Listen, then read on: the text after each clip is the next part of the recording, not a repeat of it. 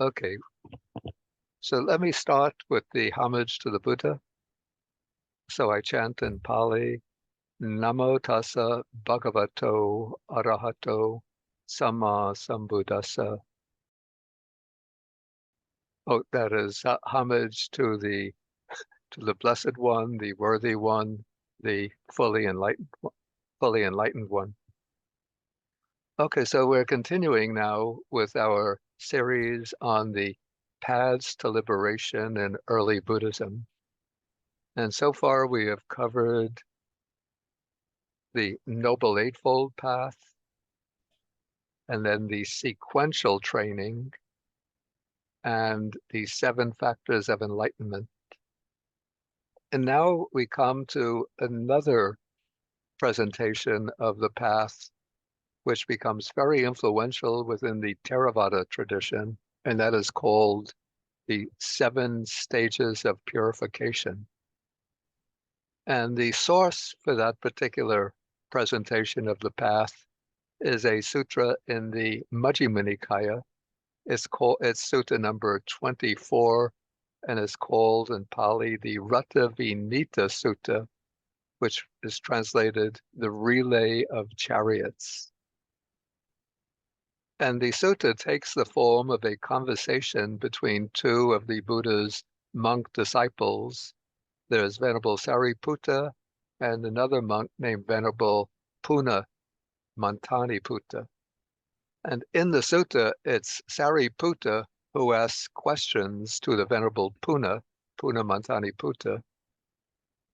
But of course, Sariputta is asking these questions not because he doesn't know the answers, but he's trying to test the understanding of the Venerable Puna. Okay, I'm not going to go through the sutta in details, but I'm just going to take the main portion, the most important portion of the sutta, where we see the 7 stages of purification. And first, the 7 stages of purification are illustrated by means of a simile. So I'm going to start with section 14, where we find the simile. Okay, so the simile revolves around King Pasenadi, the king of Kosala, and he's living at his capital. Let me increase the size of this.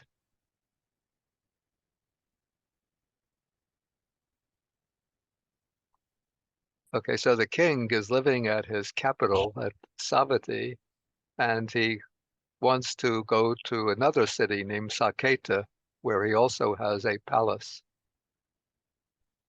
And so along the way, to make it easy for him to travel along the way, 7 chariots are set up for him. Okay, so the king leaves Savatthi, and he leaves his palace in Savatthi, and he gets in the first chariot. Then by means of the first chariot, he reaches the second chariot. Then he takes the second chariot. Then he reaches the third chariot. And then from the third, he goes to the fourth, the fifth, the sixth, till he arrives at the 7th chariot. And then by means of the 7th chariot, then he arrives at the palace in Saketa, the destination city. Okay, so now in section 15, we have the application of the simile. And here we find the 7 stages of purification. And so we start off with purification of virtue, or sila visuddhi. And so the by means of purification of virtue, one arrives at purification of mind. And when you've attained purification of mind, then you arrive at purification of view. Then through purification of view, you reach purification by overcoming doubt. By the purification for overcoming doubt, you reach the purification by knowledge and vision of what is the path and what is not the path. Okay, 1, 2, 3, 4, 5. So this is the 5th purification.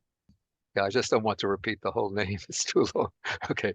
Then by the fifth purification, you arrive at the sixth purification, purification by knowledge and vision of the way or the practice.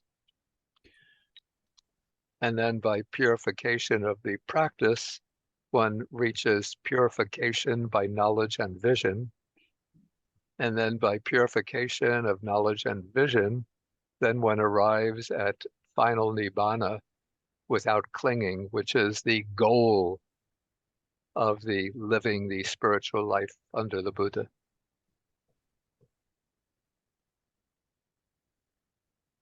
Okay, so if we just abstract the essence of the sutta, what we see is a sequence of 7 stages in which each stage leads to the next. So I've laid this out in this notes file by way of a list of the 7 purifications. And then the last one you could see points to the goal of the holy life, which is the attainment of nibbana through non-clinging. And now I find that this sutta and this series of the 7 purifications are a bit problematic. And one problem is that several of these terms, important terms, we don't find any place else in the suttas. Okay, and they're not defined in the suttas themselves. Most of them are not defined. And even the sequence of 7 stages is pretty much unique to the sutta. Yeah, I would think, in the Anguttara Nikaya, we have numerical groups.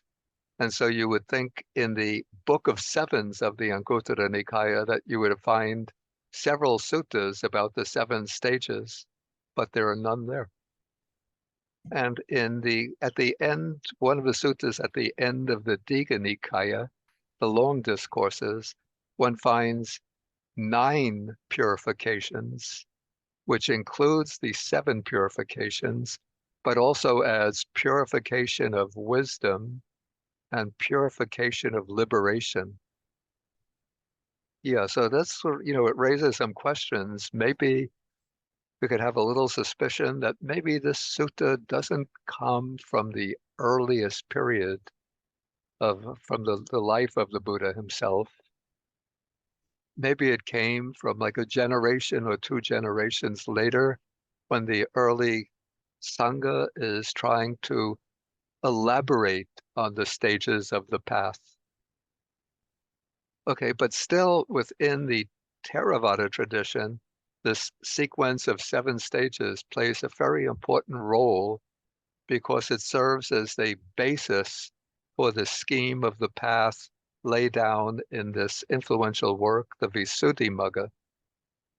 Yeah, so the Visuddhimagga, the expression means the path of purification. And so it's natural that it will draw upon these 7 purifications from the Majjhima Nikaya.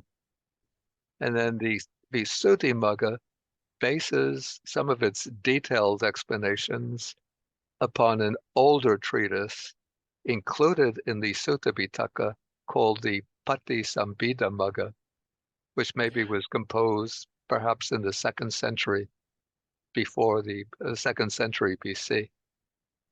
Yeah, so the Visuddhimagga ascribed to the commentator Buddhaghosa is around the 5th century of the Common Era, and it draws upon the Patisambhidamagga from perhaps the 2nd century before the Common Era. Okay, so I prepared a chart for showing the meaning of the 7 purifications in the Visuddhimagga, but we're going to look at them in more detail. Okay, so first we start off, the foundation is the Sila Visuddhi, or purification of virtue, purification of conduct, behavior. And of course, the Visuddhimagga is a book composed by a monk for other monks. So it will explain purification of virtue by way of the monastic practices. And so we have the Visuddhimagga uses a scheme of the fourfold purification of conduct, which begins by observing the rules of the monastic code, the Patimokkha. And then also it includes on the purification of virtue, restraint of the senses, acquiring one's material support by right livelihood, and then reflection on the use of the requisites, that is, robes, food, dwelling place, and medicines. And for a lay Buddhist practitioner, then you would say that the first of the aspect of purification of virtue would be living in accordance with the basic Buddhist precepts, the 5 precepts. And also it can include a right livelihood and living a fairly simple life, just being satisfied with a reasonable standard of living. Okay, then we come, the next purification is called purification of mind. And I think Visuddhimagga and the commentaries usually describe this as access concentration and absorption. Absorption is jhana, and access is the concentration approaching jhana. Yeah, but some other sources in the commentaries speak about 2 different approaches to the development of insight. So the 2 approaches is the vehicle of calm and the vehicle of pure insight.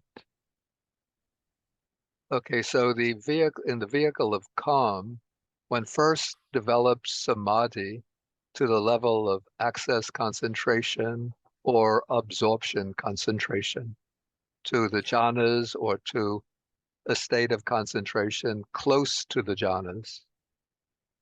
And so with this approach, after one develops strong samadhi, then one takes up the development of insight. So in this approach, the prior attainment of access concentration or absorption concentration, that is considered purification of mind. Okay, the other approach is called the vehicle of pure insight. And this approach doesn't employ the development of samatha or strong samadhi as the basis for developing insight. And so in this approach, the meditator starts directly with mindfully noting the changing mental and material processes. And as one goes on noting the changing phenomena, then the mind becomes more and more concentrated. And that is a kind of samadhi based on insight. And that degree of samadhi is sufficient for actual insight to arise.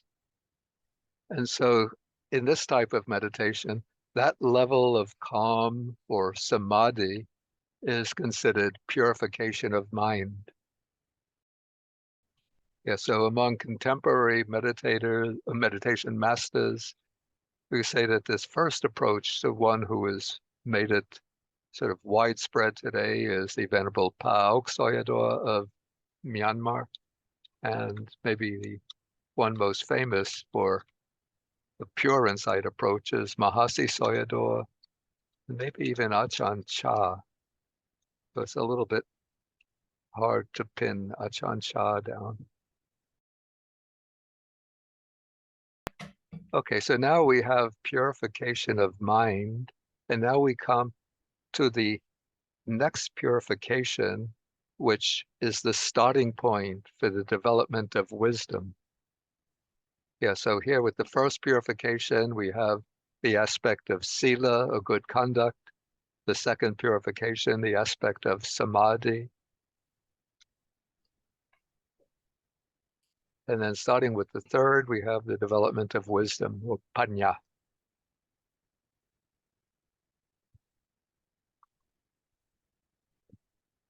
Okay, so the third purification, this is called purification of view.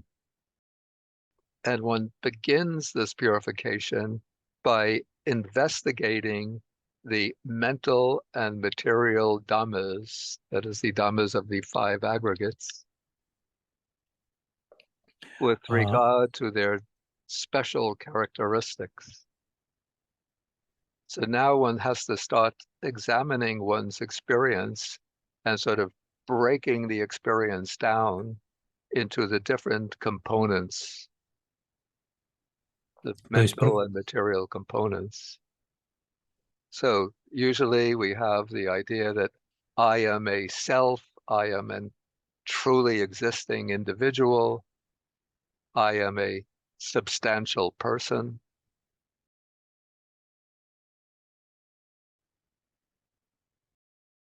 So, but now in this stage, one starts investigating to see what is actually present, and one sees there is this material body made up of the four elements, earth, water, fire, air, and other types of material phenomena.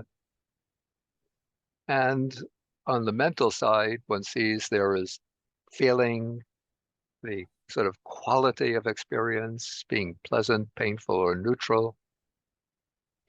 There are the perceptions and ideas. There are the volitions, the acts of will, the desires, motivations, and so forth. And, and then there is consciousness, the six types of consciousness, to the eye, ear, nose, tongue, body, and mind. Okay, and then after one breaks the experience down into the five aggregates, then one groups the four mental aggregates together into nama, and the material aggregate is rupa. And so now one sees oneself as what is called nama rupa, that is a collection of mental and material phenomena without any inner self, any substantial self inside or behind the five aggregates. So this is called purification of view. Okay, so from purification of view, then one moves to the next stage, which is called purification by overcoming doubt. And so in this stage, one examines, investigates the conditions for the mental and material phenomena. And so first, one could see the conditions by way of the present conditions for each of the five aggregates. Yeah, I won't go into detail, but just treat this in a general way. Yeah, so one sees that each of the five aggregates has its present conditions, but then one also applies the principle of paticca samuppada, dependent origination, to understand how these mental and material phenomena have originated from past lives through ignorance, craving, and karma. And so at this stage, one gets the clear understanding that the present five aggregates have originated from the ignorance, craving, and karma of the past, and our present ignorance, craving, and karma will give rise to five aggregates in a future life. Okay, now from the purification by overcoming doubt, one comes to the fifth stage, which is called purification by knowledge and vision of what is the path and what is not the path. Let's put this simply, of true path and the false path. And one does so by observing the arising and passing away of the mental and material phenomena. Now, as the insight becomes strong, then for many people, certain kind of special, or we could say wonderful experiences occur, such as seeing lights coming out from the body, experiencing states of deep joy or deep tranquility, great enthusiasm for the practice, and so on. And so what happens is that many meditators who lack good advice become attached to these special experiences and think these are signs of real attainment. I've reached the stage of stream entry or even arhatship. Yeah, but that is not the correct path, but that is a sort of deceptive path, a false path. But now the skillful meditator will understand that these special experiences are just products of the meditation, and so they don't become attached to those experiences. And so the skillful meditator will, of course, they'll also have these experiences, but they let go of them and they keep on going back to the work of observing the arising and vanishing of mental and material phenomena. And so that is the correct path in contrast to the grasping onto those experiences, which is the false path. So that ability to distinguish, that is the knowledge of the true path and the false path. Okay, so once you get past that kind of obstacle and stay on the correct path, then one moves to the sixth purification. And this is called purification by knowledge and vision of the practice or the way. And this consists of 9 stages of insight knowledge, and I won't go into the details about them. Okay, so first comes knowledge of rise and fall, which is clearly seeing the constant arising and passing away of bodily and mental phenomena.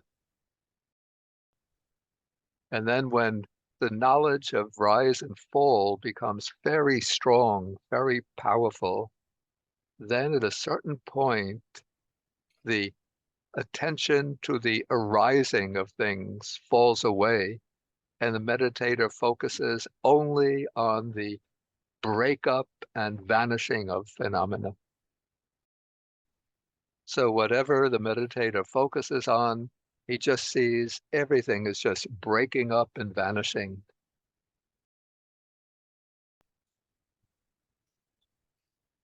Okay, then as the meditator is observing the breakup of all phenomena, he recognizes that all impermanent things in all of the realms of existence are fearful, sources of fear. Yeah, and by recognizing that all conditioned things are fearful, then the meditator now sees that attachment to them is dangerous. And then from this knowledge of fearfulness and danger comes the knowledge of what's called disenchantment. And the Pali word here is nibbida. Yeah, so one becomes, one loses one's illusions about things, and one has even no desire for a rebirth in any realm of existence, even the most delightful heavenly realms. And then from this disenchantment, there arises the strong desire for liberation, the desire to be liberated from all conditioned phenomena and to attain nibbana or liberation. Okay, so now in order to proceed on the way to liberation, it said the meditator again goes back to examining the 5 aggregates by way of the 3 characteristics, by way of impermanence, suffering, and non-self. And then when he or she clearly sees the phenomena by way of the 3 characteristics, this is called knowledge of reflection or reflective contemplation. Okay, and then this moves into the last stage of insight meditation, which is called knowledge of equanimity about formations. Okay, so the meditator has gone through the insight into non-self and sees that there's nothing that can be taken as I and mine. And so the fear, the sense of fear and danger that arose earlier, that fades away. And the meditator becomes just neutral towards all conditioned things. So this stage, this is called the knowledge of equanimity towards formations. Yeah, the word formations here, sankhara, that means all conditioned phenomena. Okay, now the next stage, sometimes the meditator can be in equanimity towards formations for long periods of time. But when the faculties become strong enough to enter, to attain the world transcending realization, then one reaches the next stage, which is called knowledge of conformity. This stage of knowledge of conformity, this is like a bridge that joins the preceding stages of insight with the world transcending path that follows. Okay, and then when one passes beyond,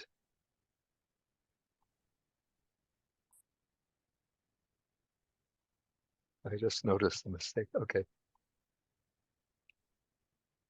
should be 7. Okay, so then, good thing I caught that. Okay, when one passes through knowledge of conformity, then one reaches the 7th purification called purification by knowledge and vision.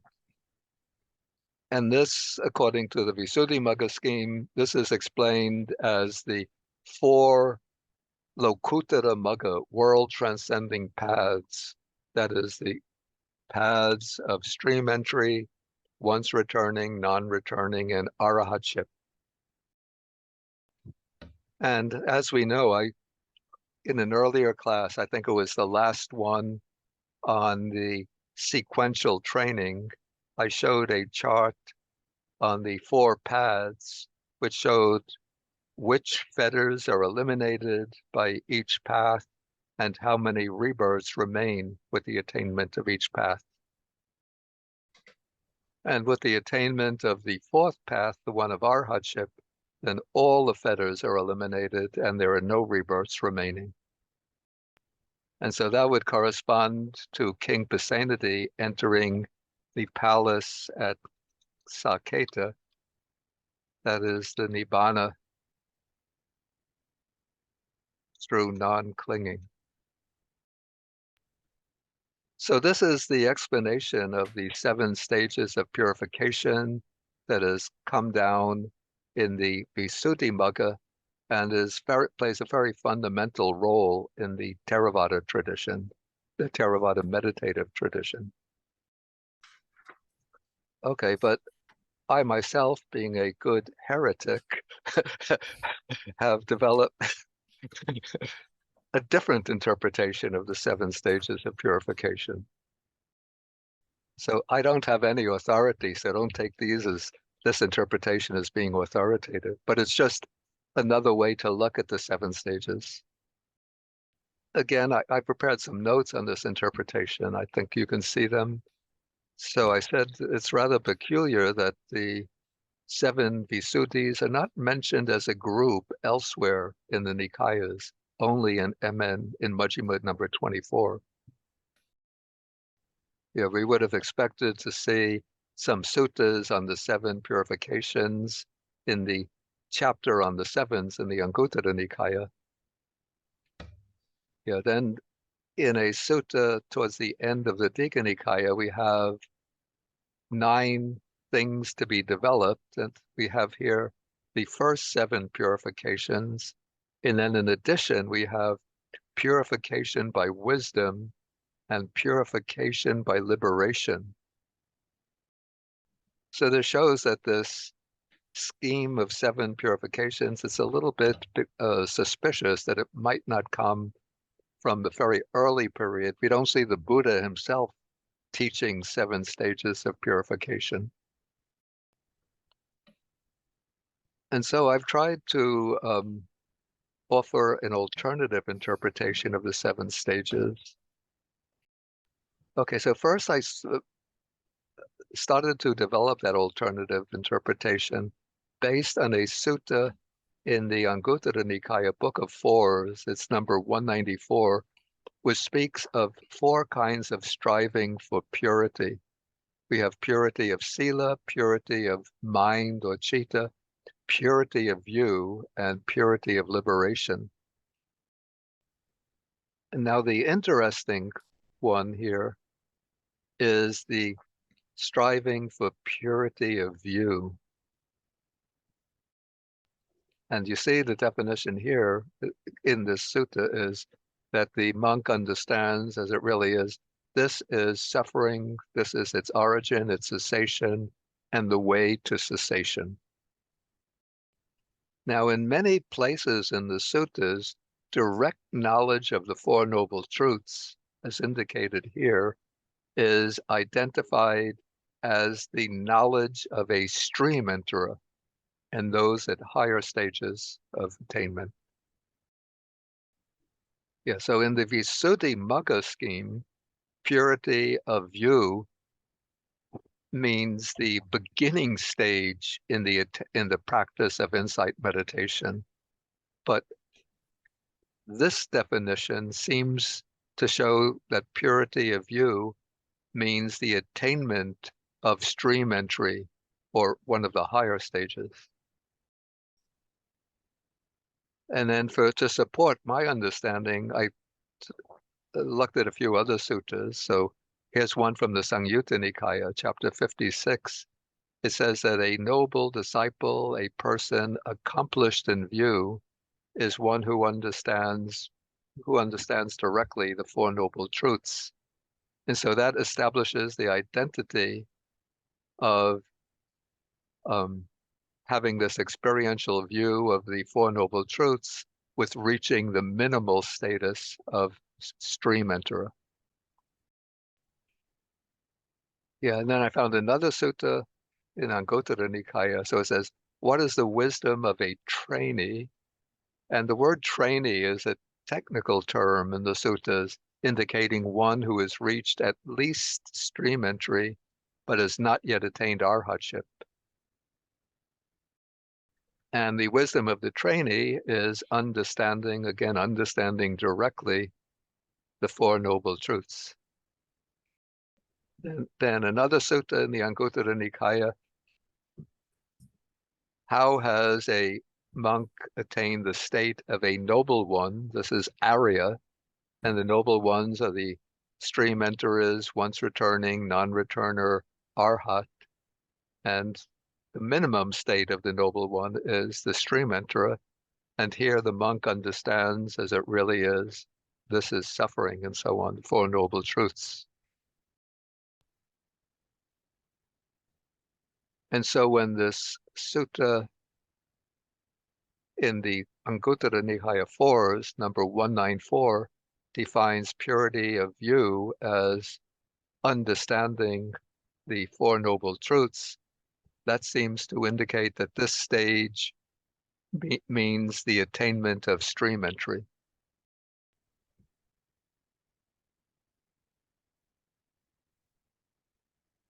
Okay, now we know that with the attainment of stream entry, that attainment eliminates 3 fetters, the 3 lower fetters. The first is the view of a self, the second is doubt, and the third is clinging to rules and observances as the path. Okay, so this is the 4th purification. Maybe put this here.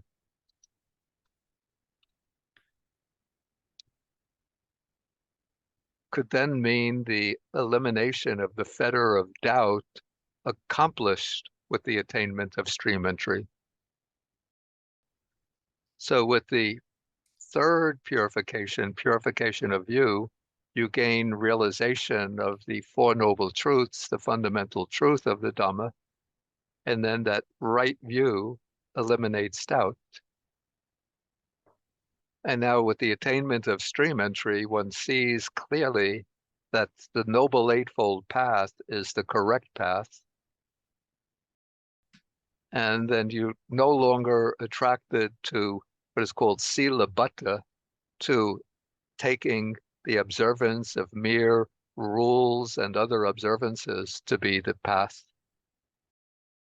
So that could be taken to be the purification by knowledge, distinguishing the correct path from the false path.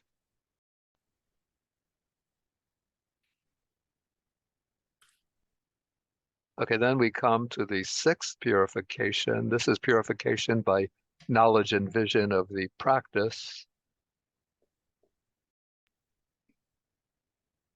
And again, like the other expressions, this one is rather unique to the series. We don't find it elsewhere in the Nikayas. So perhaps this purification can be taken to indicate progress through the remaining stages of practice, including both insight and the next two paths and fruits. That is the stage of the once returner and the non-returner.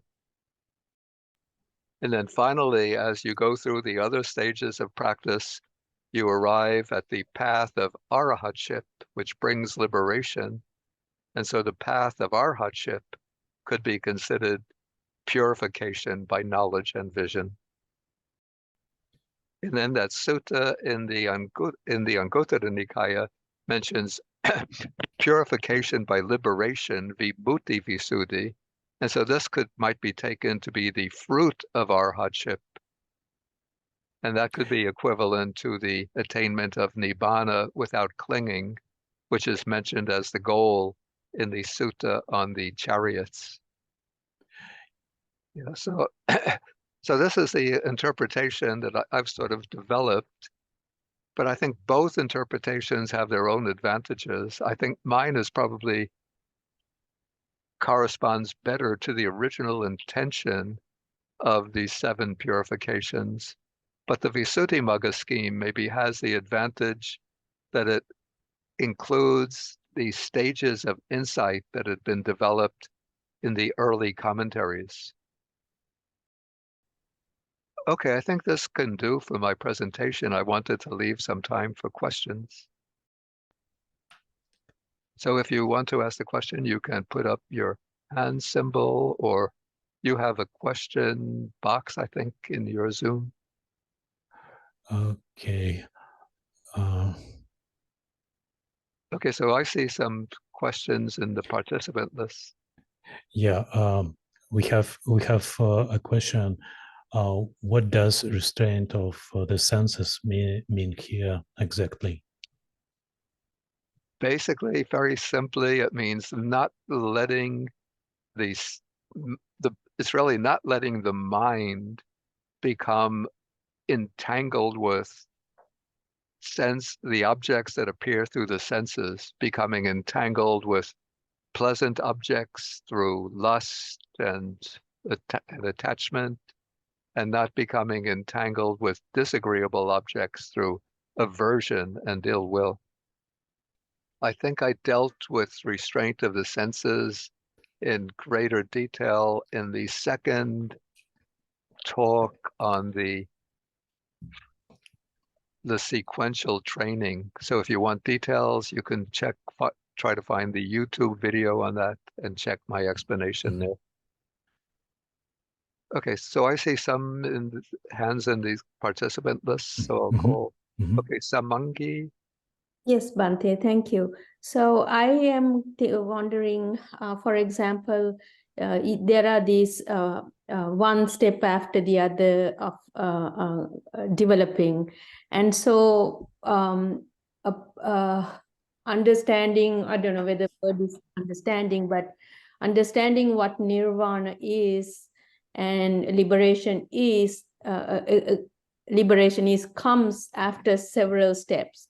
And if I'm in a step much before that, I would not have understood what liberation is. So should I not think about the liberation part and just try to get from that step to the next one?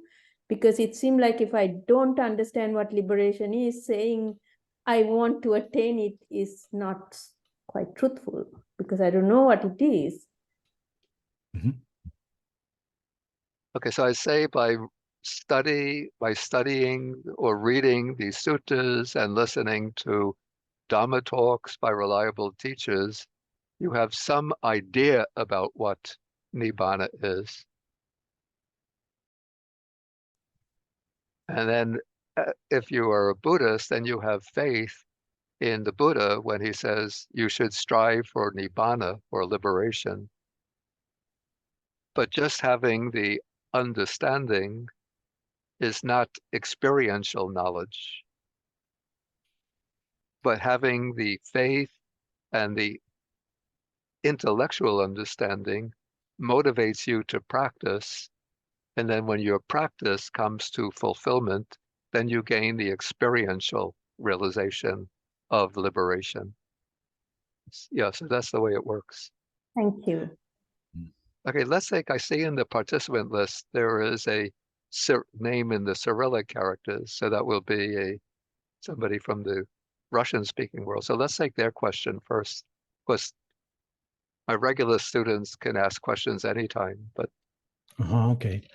The question from the chat: are the stages of purification reversible? Once attained a certain stage, can you regress to a previous stage, or the purification is one way, just as one way? okay. So the earliest stages of purification are, you could fall away from them. So let us just say that, okay, suppose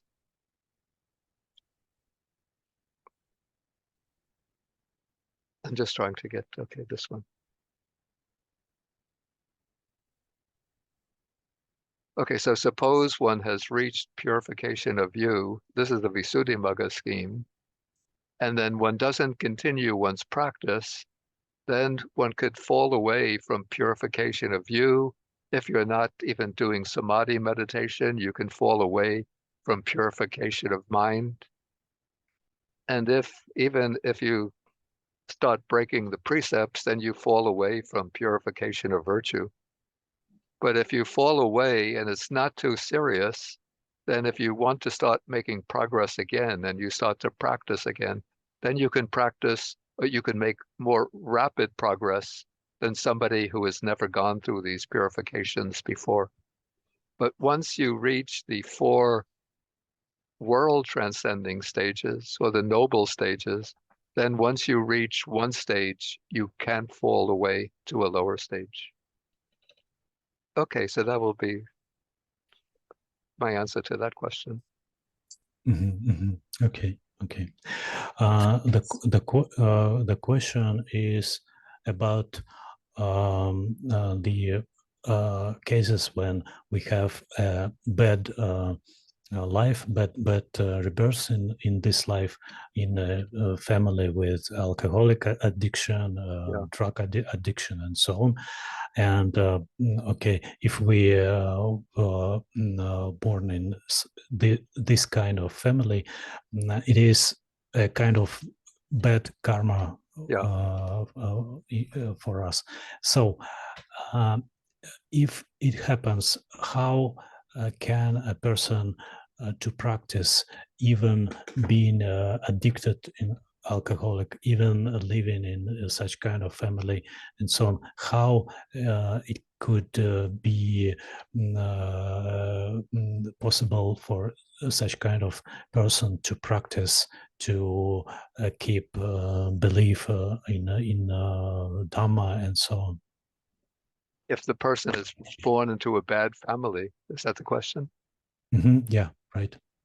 Is the person an alcoholic themselves or not? Both of these cases, bad family and alcoholic addiction and so on. If the person is an alcoholic addiction, is an alcoholic or a drug addict, first they have to kick the habit before they can really practice seriously. There might be some Buddhist practices that can help a person overcome their addiction, but that's not the topic that I'm dealing with in the lecture today. I'm dealing with the actual stages of progression towards towards the attainment of Nibbana. Okay, let me take the question from the participant list from Osmond. Osmond. Yes, Bhante, I was wondering if you could send out your notes. Oh, okay. Us. I'll try to find a way to do that. Yeah, thank you. Okay, then Sud. Thank you, Bhante. I think you sort of answered my question, but I just so basically, if during Buddha's time, people had like a meditation object, and then they went into seclusion and they came out after a while with a level of realization. Are they going through, like, I guess that's purification of the mind that they're doing, and then I guess preliminarily they already had purification of virtue, I guess. They already had what? Purification of virtue, I guess. Before maybe some did, maybe some didn't. They had to start by observing precepts. Yeah. Gotcha. So when you sit and then you meditate and you go into jhanas, is that purification of mind? And then I guess you look back after the jhana, then that's purification of view to see if is that correct? Like, am I getting the right understanding here? Like, I guess you get jhanas and then you look back and say, oh, this is just impermanent, and then that becomes the purification of view. It's a bit more complex than that, but what one has to do in the case of the jhana attainer is start analyzing the jhanic experience by way of the 5 aggregates, seeing the different components of the jhana, seeing how the jhana is made up. The jhana experience is made up of different components, which can be sorted out amongst the 5 aggregates. And that way you start to see the jhanic experience by way of the name and form, nama rupa, mental and material phenomena. Okay, Gotcha. I think we have to come to an end today. Okay, so we're finished now. Okay, so this will be the end of this lecture, and this will be the last talk in the series. So we could consider whether to do a new series maybe next year after the winter break. And so I'll just briefly share the merits, briefly and quickly. Dukkha pata jani dukkha, bhaya pata jani bhaya, soka pata jani soka, pantu sabepi panino. May those in suffering be free from suffering. May those in fear be free from fear. May those in sorrow be free from sorrow. May all beings also be thus. Sadhu, sadhu, sadhu. Okay. Sadhu. Then we could end with 3 bows to the Buddha. 1, 2, 3. And thank you, everybody, for joining. And thank you especially to Oleg for translating into Russian. Thank you, Bhante. Okay, so let's end the stop share. Okay, so again, thank you for joining. Thank you, Bhante. Thank you. Thank you. Thank Okay. you. Thank you, Bhante. Thank you, Bhante. Thank you, Sadhu, Bhante. sadhu, sadhu. Thank you. sadhu. Okay, so I'll have to go Олег, up. спасибо. Okay. Thank you, Bhante. Okay, thank you. Thank you, Bhante. Okay, thank Thank you. you, Bhante.